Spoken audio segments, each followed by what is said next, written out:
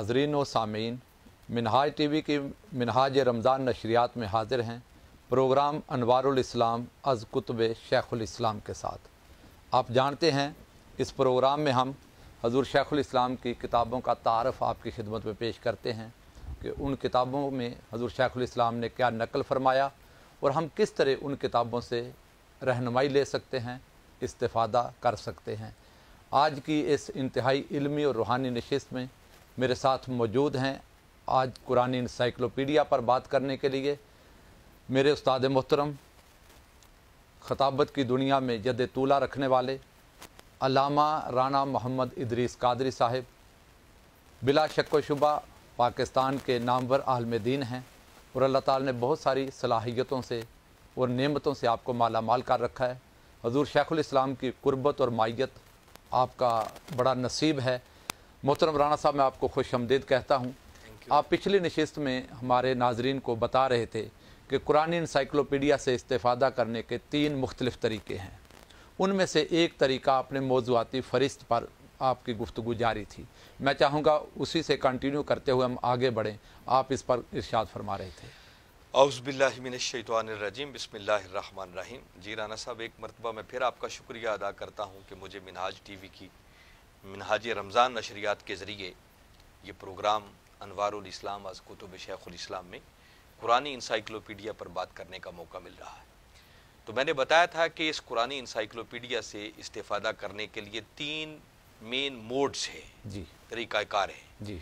एक तरीका तो ये है कि हम अपने मौजू के ज़रिए कैसे ये बात जान सकते हैं कि इस मौजू पर कुरान क्या कहता है। ठीक है। तीसरा ये है कि इंसान के पास कोई बड़ा मौजू नहीं है मगर वो जानना चाहता है कि मसलन कुरान दिन के बारे में क्या कहता है, रात के बारे में क्या कहता है, खुश्की के बारे में क्या कहता है, तरी के बारे में क्या कहता है, समंदरों पर कुरान क्या कहता है, दरियाओं पर कुरान क्या कहता है, इवन के भेड़ का जिक्र कुरान में कहाँ है, बकरी का जिक्र कुरान में कहाँ है। इन सब चीज़ों को तलाश करने का भी यूँ समझे कि इतनी आसानी से बंदा पहुँच सकता है जो इसकी 5वीं जिल्द में एक अबजदी इशारिया दिया हुआ उसके ज़रिए। और तीसरा इसका है जो कि आखिरी 3 जिल्दें कि कुरान पाक के जो अरेबिक वर्ड्स हैं जी, जो कुरानी हरूफ हैं, कुरानी अल्फाज हैं, उन अल्फाज को अगर आप तलाश करना चाहते हैं और उनका माना देखना चाहते हैं तो आखिरी 3 जिल्दों के अंदर एक बहुत खूबसूरत इशारिया दिया हुआ है जिसके ज़रिए बड़ी आसानी से कुरान के हर लफ्ज़ को तलाश किया जा सकता है कि वो लफ्ज़ कुरान में कहाँ कहाँ है, कितनी बार आया है, किन आयात में आया है और उस लफ्ज़ का माना क्या है। ये अलग है। आज हम इसके पहले हिस्से पर अभी बात कर रहे हैं। जब इंशाल्लाह हर हिस्से पर हम बात करेंगे तो फिर बड़ी डिटेल से तफसील के साथ मैं किताब खोल कर वो मौजू निकाल कर मुख्तलिफ़ चीज़ें कैसे तलाश करनी है इंशाल्लाह वो इतना आसान करके बताऊँगा कि किसी कुरानी इंसाइक्लोपीडिया के कारी को इंशाल्लाह कोई दिक्कत पेश नहीं आएगी कि इससे इस्तिफ़ादा कैसे करना है। आज हम पहले हिस्से पर बात नाज़रीन को ये पैगाम आपकी तरफ से पहुँचा दूँ कि ये हज़ूर शेखुल इस्लाम का कुरानी इंसाइक्लोपीडिया मेरे हाथ में है। इससे हमने रहनुमाई कैसे लेनी है, इससे अपनी ज़ौक़ और तबीयत के मुताबिक मौजू कैसे तलाश करना है और कुरान जिस बारे में हम पढ़ना चाहें उसके बारे में क्या कहता है, ये इतना आसान करके आपको इस नशिस्त के ज़रिए राना साहब बता देंगे, पहुंचा देंगे कि आपके लिए ये बड़ा ही आसान हो जाएगा और आम कारी, आम इंसान, आम सुनने वाला इसे बड़ी आसानी से समझ भी जाएगा। जी राना साहब, सबसे पहले इसकी मौजूआती फहरिस्त है जी जो हर किताब के शुरू में होती है। वो कुरानी इंसाइक्लोपीडिया के जो 5000 मौजूआत हैं वो 5000 मौजूआत की जो फहरिस्त है वो कम व बेश 400 सफ़हात पर मुश्तमिल है जो कि 5 जिल्दों का अहाता करती है। मैं लगता है मुझे राना साहब ये 5000 मौजूआत तो बड़े टॉपिक होंगे, इनमें सब हेडिंग्स भी कई बन जाती हैं। सब हेडिंग्स फिर अलग हज़ारों में वो एक वो अलग बन, वो अलग दुनिया है। अब मौजू के एतबार से आपने अपने सब्जेक्ट कैसे तलाश करना है तो इस कुरानी इंसाइक्लोपीडिया की जो पहली जिल्द इस वक्त मेरे हाथ में है इसको अगर देखें तो इसकी फहरिस्त से भी पहले जी मसलन ये लिखा हुआ है जिल्द अव्वल, इस वक्त सफ़ा नंबर 14 मेरे सामने है जी। उस पर जिल्द अव्वल का तारुफ है, जिल्द दोम का तारुफ है, जिल्द सोम का, जिल्द चारम का, जिल्द पंजम का। कि इन 5 जिल्दों के अंदर किन किन मौजूआत का बयान है, यानी पहली जिल्द में किन मौजूआत को बयान किया गया है, दूसरी जिल्द में किन मौजूआत को बयान किया है, तीसरी में, चौथी में और 5वीं में। 5 जिल्दों के मौजूआत पहली फहरिस्त में शामिल। बिल्कुल आसान कर रहा हूँ। मसलन यहाँ लिखा हुआ है कि पहली जिल्द उसमें ईमान बिल्ला, وجود باری تعالیٰ، عقیدہ توحید اور عقیدہ توحید کے ضروری متعلقات، ٹھیک، ان چیزوں کا بیان پہلی جلد میں آپ کو ملے گا۔ اچھا، 400 صفحات پر تو فہرست آ گئی، وہ بھی پہلی جلد میں شامل ہے، اور اس کے بعد جو بقیہ صفحات اس کے بچتے ہیں اس کے اندر جو مین سبجیکٹس جن کو ڈسکس کیا گیا ہے، جس کی فہرست ہے، جس پر قرآنی معلومات دی گئی ہیں، وہ کیا ہے؟ ایمان باللہ ہے، ایمان باللہ، وجود باری تعالیٰ ہے، وجود باری تعالیٰ، عقیدہ توحید اور اس عقیدہ کے توحید ضروری متعلقات، اور اس کے ضروری یہ مطابق، پہلی جلد کے صرف ایک لائن کو پڑھنے سے اندازہ ہو جاتا ہے کہ اس جلد میں کیا ہے۔ ٹھیک ہے، یعنی توحید اور اللہ تعالیٰ کی شان کے بارے میں جو پڑھنا چاہیں وہ اس پہلی جلد میں مل جائے گا، گا۔ اس کو یعنی 8 جلدوں کو کھنگالنے کی ضرورت نہیں ہے۔ اگر اس کا موضوع توحید سے ریلیٹڈ ہے، وجود باری تعالیٰ پر ہے، ایمان باللہ سے ریلیٹڈ ہے، تو صرف پہلی جلد کی فہرست کو اس کو دیکھنا پڑے گا۔ اسی طرح دوسری جلد میں جب ہم جائیں گے، اس میں شرک ہے اور اس کا بطلان، ایمان بالرسالت، ایمان بالکتب، ایمان بالملائکہ، ایمان بالقدر، ایمان بالآخرت، ٹھیک ہے، گویا ایمانیات کی جتنی جزیات ہیں وہ ساری کی ساری اس دوسری کتاب دوسری جلد میں آ جاتی ہے۔ ٹھیک ہے، ایمان بالرسالت آپ نے بتایا، اس میں وہ ایمان بالقدر ہے، ایمان بالآخرت ہے، ایمان بالکتب ہے، کتب ہے، تو ایمان بالملائکہ ہے، ملائکہ کا ہو گویا جائے گا، ایمان ٹھیک ہے، کے سارے اجزاء وہ اس ٹھیک، دوسری جلد میں آ دوسری جاتے ہیں۔ جلد میں آ جاتا ہے۔ اب اگر کوئی شخص دیکھے نا ایمان بالرسالت پر پڑھنا چاہتا ہے تو اس کو باقی جلدوں میں جانے کی ضرورت ہی نہیں، ٹھیک ہے، اس کو تو فقط یہیں سے پتہ چل جائے گا کہ میرا سبجیکٹ اس قرآنی انسائیکلوپیڈیا کی دوسری جلد میں، ٹھیک ہے، وہیں سے ایمان بالقدر پر پڑھنا ہے، دوسری جلد کھولنی پڑے گی، ایمان بالآخرت پر پڑھنا ہے، دوسری جلد کھولنا پڑے، بڑی آسانی سے یہاں پہنچ سکتا ہے۔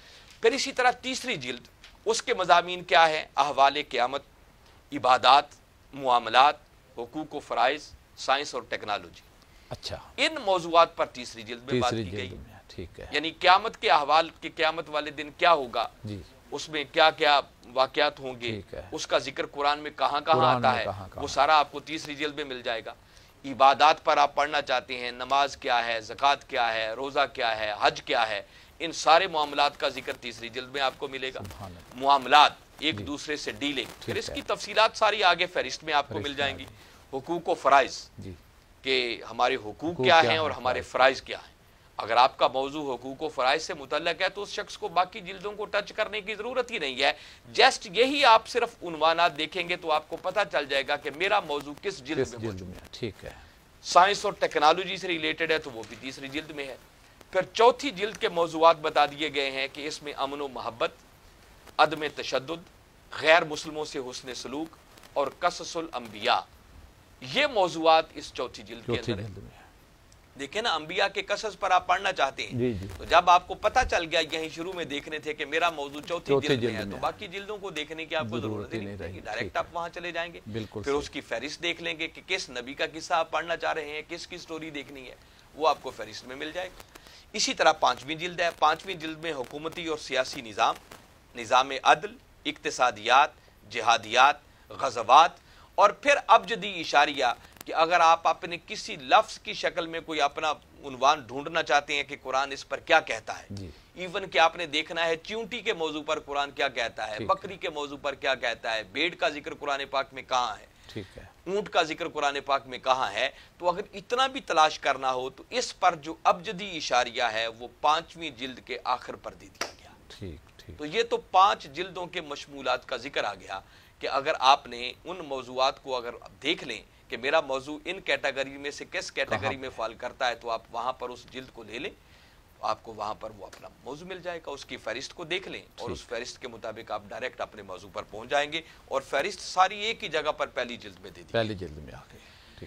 اب مثال کے طور پر میں تھوڑا اگر ان موضوعات کا مزید آپ کو تعارف کروانا چاہوں کہ مثلا یہ پہلی جلد ہے اور پہلی جلد میں وجود باری تعالیٰ پر ذکر ہے، تو آپ وجود باری تعالیٰ اس کی فہرست کو نکالیں، آپ پڑھ کر آپ کے ایمان کو ایک جلا ملے گی کہ کس خوبصورت انداز میں حضور شیخ الاسلام نے اس کی فہرست کے اندر کن کن مضامین کو جمع کر دیا۔ ٹھیک ہے، دیکھیں نا، ایک بہت بڑا سوال ہے کہ اللہ تعالیٰ کے ہونے پر دلائل کیا ہے، اور آج کے تو نوجوان نسل کا بھی یہ سوال ہے، دلائل کیا ہے۔ اب قرآن اس موضوع پر کیا کہتا ہے؟ اگر کوئی جاننا چاہتا ہے کہ مجھے پتہ چلے کہ وجود باری تعالیٰ پر قرآن کس طرح سے استدلال کرتا ہے، تو اس کی پہلی جلد شروع یہیں سے ہوتی ہے۔ اس کی فہرست کو اگر آپ پڑھیں گے تو آپ جیسے ہی آپ پہنچیں گے تو پہلے لکھا ہوا ہے الدلائل علی وجود اللہ تعالی، جس کا مطلب ہے وجود باری تعالیٰ پر دلائل، عربی میں بھی لکھ دیا گیا، ٹھیک ہے۔ اور پھر دیکھیں عام اردو پڑھنے والے کے لیے جس کو عربی کی سمجھ نہیں آتی اس کا ترجمہ کر کے بھی ساتھ لکھ دیا گیا۔ ٹھیک ہے۔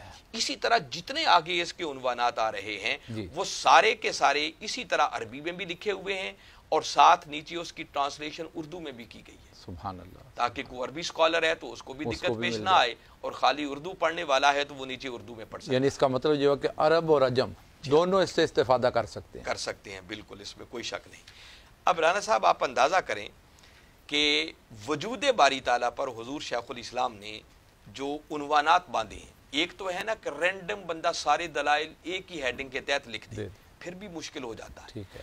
تو حضور شیخ الاسلام نے اس کو باقاعدہ آگے پھر 30 سب ہیڈنگز میں تبدیل کر دیا ہے۔ وجود باری تعالیٰ پر، وجود باری تعالیٰ پر جو قرآنی دلائل ہیں، قرآنی دلائل ہیں، ان دلائل کو ایسے ہی اکٹھا نہیں بیان کر دیا، ٹھیک ہے۔ بلکہ پھر ان کو کیٹاگرائز کیا ہے، ٹھیک ہے، اس کی مختلف کیٹاگرائز بنا کر 30 سب ہیڈنگز بنا دی۔ یعنی 2.5 درجن۔ مثلا جی۔ پہلا ہیڈنگ آپ نے دیا ہے کہ کائنات کو عدم سے وجود میں لانے سے استدلال، کہ یہ کائنات ایک وقت تھا نہیں تھی، عدم سے وجود میں آئی، تو اس کائنات کا عدم سے وجود میں آنا یہ خود اللہ تعالیٰ کے ہونے پر ایک بہت بڑی دلیل ہے۔ اب یہ ایک کیٹیگری بنا دی، اب اس دلیل کے عنوان سے قرآن کہاں کہاں کیا کہتا ہے وہ ایک الگ کیٹیگری بنا دی۔ اچھا۔ اب اس فہرست کو جب آپ دیکھتے ہیں جی۔ تو صفحہ نمبر 409 پر یہ ہیڈنگ آپ کو ملے گا، اور اس عنوان کے اعتبار سے قرآن کی جتنی آیتیں ہوں گی وہ ساری آپ کو ایک وہاں جگہ سے پر مل جائیں گے ایک جگہ پہ۔ ٹھیک ہے۔ مثلا 409 صفحات پر ہم چلتے ہیں ابھی، تاکہ ہم آگے مزید اس کو دیکھ سکیں کہ قرآن اس پر کیسے بات کرتا ہے۔ تو یہ اس وقت میرے سامنے 409 صفحہ آ گیا ہے۔ 409 صفحہ پر پہلے نمبر پر یہی عنوان آ گیا، وجود باری تعالیٰ پر دلائل۔ میں صرف عربی عبارت پڑھ رہا ہوں، اردو پڑھ رہا ہوں، تو پہلا عنوان ہے کائنات کے عدم سے وجود میں لانے سے استدلال۔ ٹھیک ہے، کہ کائنات جو عدم سے تھی ہی وجود نہیں میں آئی، وہ وجود میں آئی، تو یہ خود اللہ تعالیٰ کے ہونے پر ایک کوئی بہت تو ہے بڑی جس نے دلیل اسے وجود بخشا۔ اور یہ صرف قرآن میں ایک جگہ پر نہیں، جی۔ آگے ذکر کر دیا اس پر قرآن پاک کی ایک آیت، پھر دوسری آیت، پھر تیسری آیت، پھر اس کے بعد چوتھی آیت، پھر 5ویں آیت، پھر 6ٹھی آیت، پھر 7ویں آیت، پھر اس کے بعد 8، 9، 10 اور 11 آیتیں صرف اس کائنات کے وجود سے عدم پر، یہ جو عدم سے جو وجود میں آئی ہے کائنات، اس پر سے 11 استدلال آیتیں قرآن نے کیا ہے کہ اللہ تعالیٰ موجود ہے، اللہ اور اللہ کے وجود پر استدلال کیا ہے۔ اللہ۔ پھر قرآن پاک کی وہ 11 کی 11 آیتیں پوری عربی عبارت کے ساتھ لکھ دی گئی، ٹھیک ہے، اور پھر قاری کی سہولت کے لیے باقاعدہ اس کا ترجمہ بھی ساتھ لکھ دیا وہ گیا۔ بھی لکھ دیا، سورت نمبر اور اس کا آیت نمبر بھی آ گیا۔ بعض اس طرح کی معاجم کو آپ پڑھیں، جی جی، انسائکلوپیڈیاز کو پڑھیں،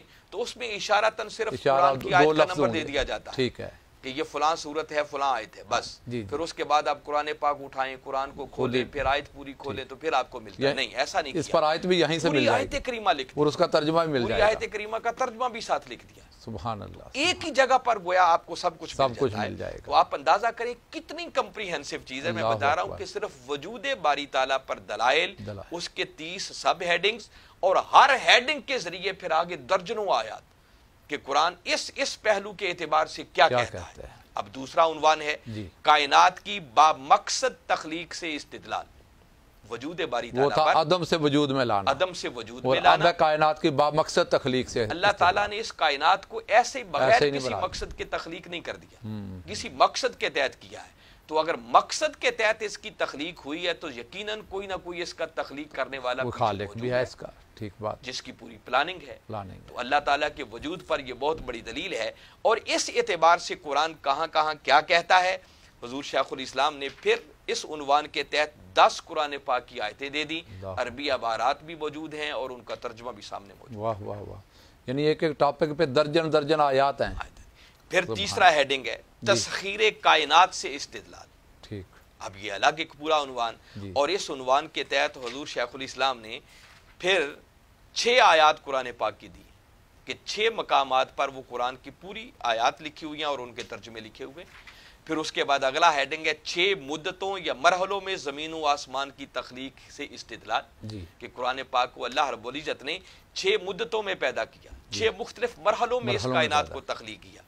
جیسے قرآن پاک میں فرمایا ان ربکم اللہ الذی خلق السماوات والارض فی 6 ایام، 6 مختلف ایام میں، 6 مختلف مدتوں میں، 6 مختلف مرحلوں میں۔ تو یہ جو مرحلہ وار کائنات کی تخلیق ہوئی، دیکھیں نا، اگر اس کے تخلیق کرنے والا کوئی نہ ہوتا، پیچھے کوئی وجود کار فرما نہ ہوتا اور ایسے ہی رینڈم آ چکی ہوتی، تو پھر ایسے بھی ہنگم مار سے وجود میں آ جاتی۔ نہیں، باقاعدہ 6 مرحلوں کے اندر اس کائنات کی تخلیق ہوئی ہے۔ بالکل ٹھیک۔ تو ان چیزوں کا ذکر کیا، اس کے ساتھ ہی میرا خیال یہ عقدہ بھی حل ہو جاتا ہے جو پرانے ترجمے پڑھتے تھے نا جی 6 دنوں میں، تو بندہ سوچتا تھا یہ 6 دنوں کی کیا حکمت ہے، تو حضور شیخ الاسلام نے یہ بھی آسان کر دیا۔ آگے ترجمے کو پڑھے تو بات مزید آسان ہو جاتی ہے۔